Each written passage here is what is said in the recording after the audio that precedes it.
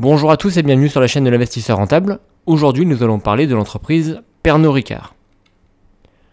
Ses activités, donc Pernod Ricard est le numéro 2 mondial de la production et de la commercialisation de vins et de spiritueux premium et de prestige.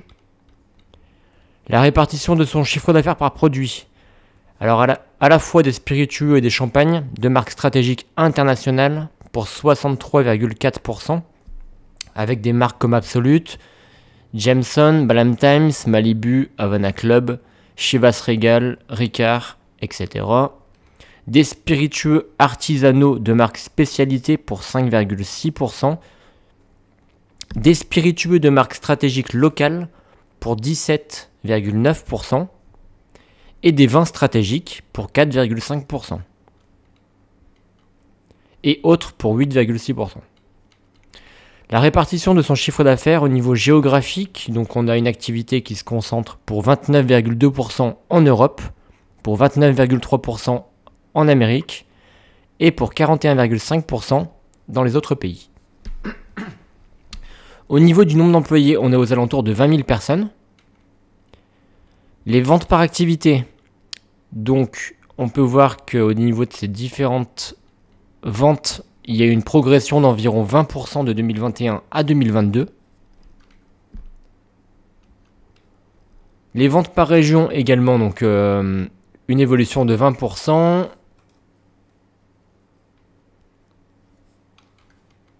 Les principaux actionnaires, donc on peut voir déjà un flottant de 75,7%, donc les 3/4 de l'entreprise sont disponibles sur les marchés financiers, avec Family Ricard qui détient 13,9%, et ensuite pour la plupart ce sont des fonds d'investissement. Les différentes marques, donc il y en a une cinquantaine, je ne vais pas toutes vous les citer, mais voilà, il y a Pastis 51, il y a Bourbon, on peut voir Ricard, Chivas, Malibu, etc. 51 Rosé, Suze, Cognac, etc. Au niveau des actualités, donc BlackRock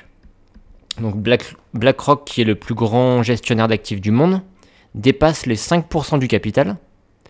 BlackRock, agissant pour le compte de clients et de fonds, a déclaré à l'AMF avoir franchi en hausse le 1er mars 2023 le seuil de 5% du capital de Pernod Ricard, en détenant 5,01% du capital et 4,19% des droits de vote du groupe de spiritueux.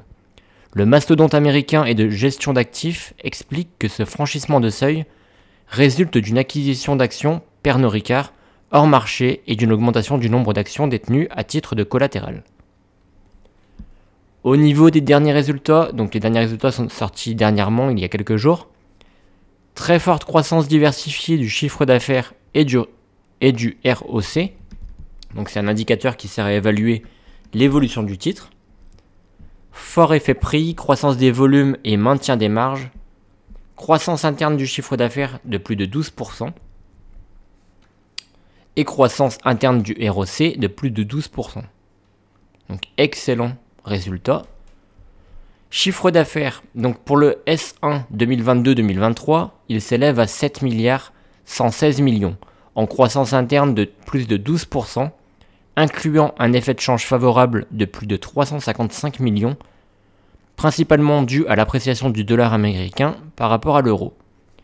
Le chiffre d'affaires du S1 est en croissance dans toutes les régions, que ce soit en Amérique avec plus 7%, croissance dynamique portée notamment par les États-Unis avec un effet de phasage favorable, des expéditions, le Brésil et le Canada.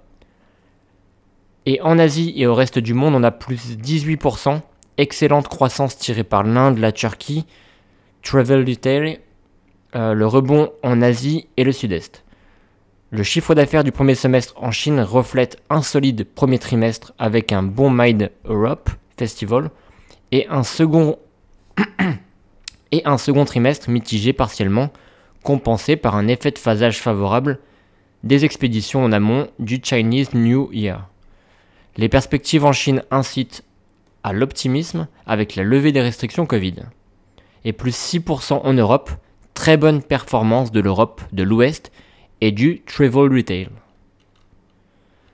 Toutes les catégories de spiritueux sont en croissance à 2 chiffres. Marque stratégique internationale plus 13%, local plus 13%, specialty plus 14%, mais on a au niveau des vins moins 2%, performance mitigée principalement au Royaume-Uni, mais on a un fort effet prix de plus de 10%, porté par la forte attractivité de notre portefeuille de marques.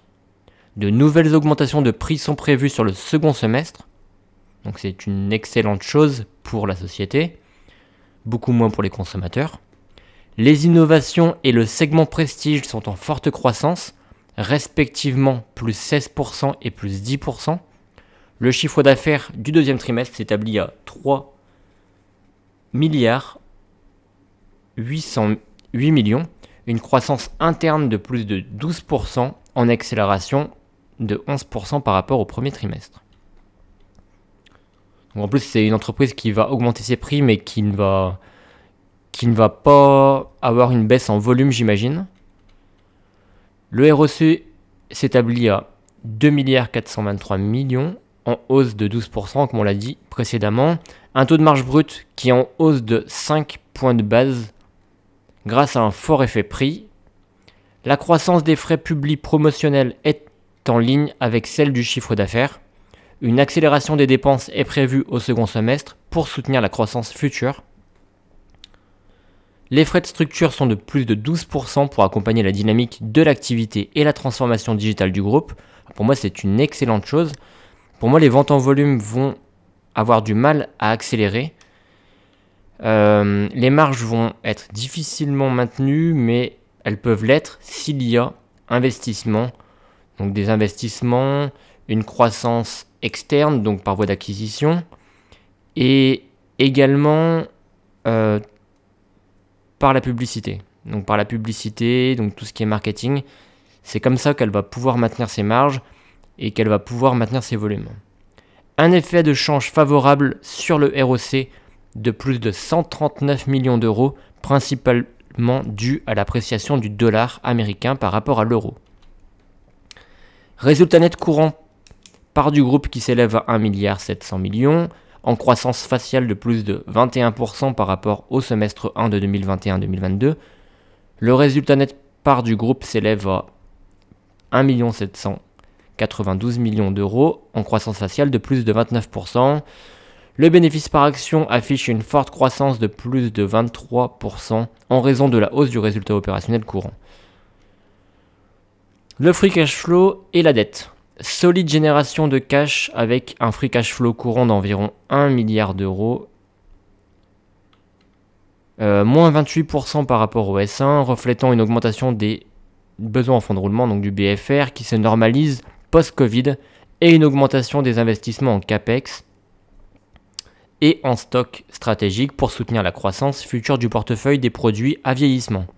La dette nette augmente de 1 milliard d'euros par rapport à...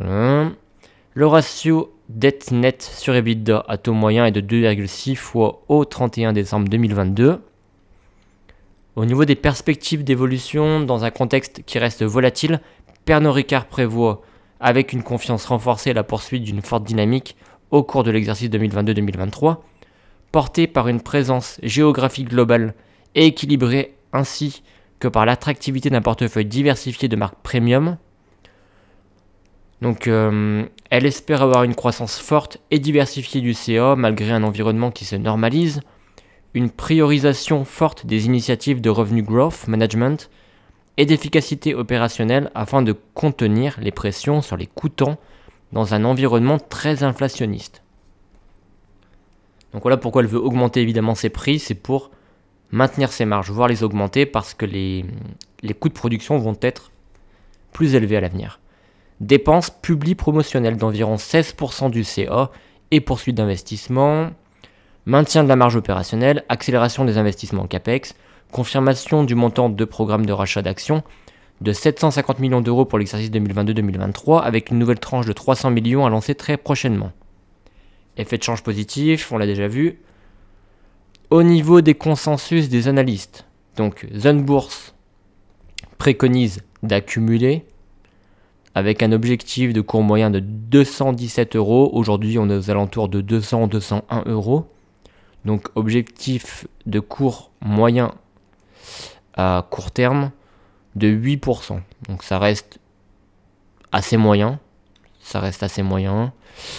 Le consensus des analystes selon Boursorama, eux ils sont acheteurs. Ils sont acheteurs. 2 préconisent de conserver, 2 préconisent de renforcer, 7 de conserver, mais 15 préconisent d'acheter. Avec un potentiel de 9%, pour moi c'est relativement peu. Donc moi je serais plus dans conserver, voire alléger. Si j'en détenais évidemment. Mais si je n'étais pas sur une position, si je n'avais pas de Pernod Ricard en portefeuille, j'attendrais un point bien plus bas. Aux alentours des 180, voire en dessous des 180. Rapport Morningstar, donc on va voir le rapport Morningstar tout de suite. Donc actuellement on a un cours de clôture de 200. Là c'était pas actualisé mais aujourd'hui on est à 200,30 en date du 7 mars. Donc voilà, l'estimation de juste valeur quantitative d'après Morningstar, on est à 190. Donc pour l'instant, action surévaluée. Donc Pernod Ricard est le deuxième fabricant mondial de boissons spiritueuses en volume derrière Diageo. Avantage concurrentiel, certain quand même. Valorisation overvalued, donc surévalué. Cours sur bénéfice qui est supérieur à celui du secteur, donc c'est pour ça que moi je la trouve vraiment surévaluée pour l'instant, survalorisée. Un cours sur trésorerie qui est supérieur à celui du secteur également. Un remont sur dividende qui est proche de celui du secteur, toujours intéressant.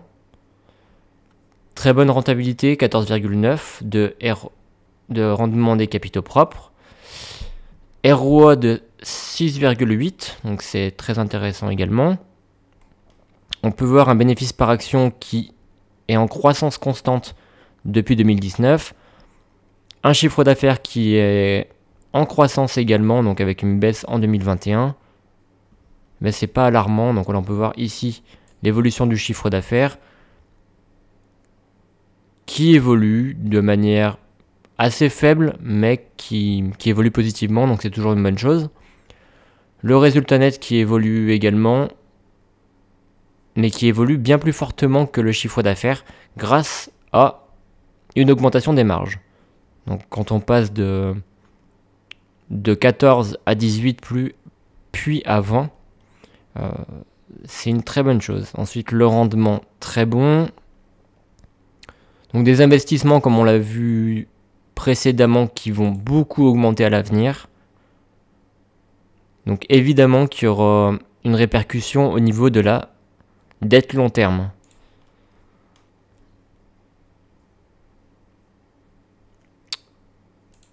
Voilà pour ça. L'avis tranché de l'investisseur rentable, donc selon moi, l'entreprise elle est surévaluée par rapport au cours actuel. Les ratios de valorisation sont supérieurs à ceux du secteur. C'est une entreprise cependant qui est très rentable. Je pense qu'elle ne va pas avoir de mal à augmenter ses prix de vente. La clientèle sera toujours présente. L'entreprise investit de plus en plus et ses ratios de solvabilité sont assez moyens. Avec 2 calculs que j'ai réalisés, du coup, une dette sur capitaux propres qui est égale à 0,59, donc ce ratio est OK pour l'instant. Mais une dette sur EBITDA qui est de 2,77, donc on dépasse les deux, ce qui est élevé mais compréhensible au vu des enjeux et des perspectives de l'entreprise. Limite en termes de vente, très peu d'évolution du chiffre d'affaires.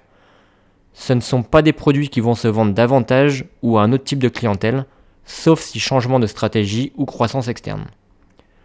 Le résultat net qui a beaucoup augmenté, c'est grâce surtout à ses meilleures marges. À l'avenir, je pense que les marges pourront être maintenues, voire augmentées car la clientèle est fidèle, habituée à consommer ce genre de produits, mais la vente en volume risque d'être limitée, sauf s'il continue à investir dans d'autres types de produits. Et évidemment que l'augmentation des coûts de production va avoir un impact sur les marges. Donc voilà, pour moi je ne suis pas acheteur. Si vous n'êtes pas sur la position, je ne vous conseille pas de l'acheter actuellement. On est à 200 €. Pour moi, il faut plus attendre les 180, 185. À partir de 180, je pense que ça peut être intéressant, mais pas avant. Ouais, à 180, ça peut être un bon prix d'entrée, mais pas avant. Mais en tout cas, c'est une très bonne entreprise. Simplement, elle est surévaluée. Pour moi, elle est surévaluée. Voilà, donc c'était tout pour cette vidéo. N'hésitez pas à me proposer des entreprises en commentaire ou à me contacter par email. Normalement, je suis plus spécialisé dans les small caps. Là, c'est une big cap, donc une entreprise du CAC 40 qui est relativement connue. Mais voilà, c'est une entreprise de qualité qui reste très intéressante, mais pas à ce prix. Voilà, c'était tout pour cette vidéo. Merci à vous.